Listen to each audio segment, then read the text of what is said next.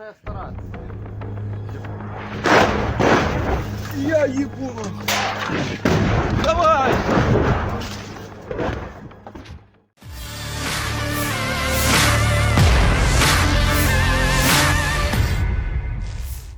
Media sosial diramaikan dengan rekaman pasukan Ukraina mendadak dihantam serangan artileri saat memeriksa bangunan-bangunan yang terdampak perang.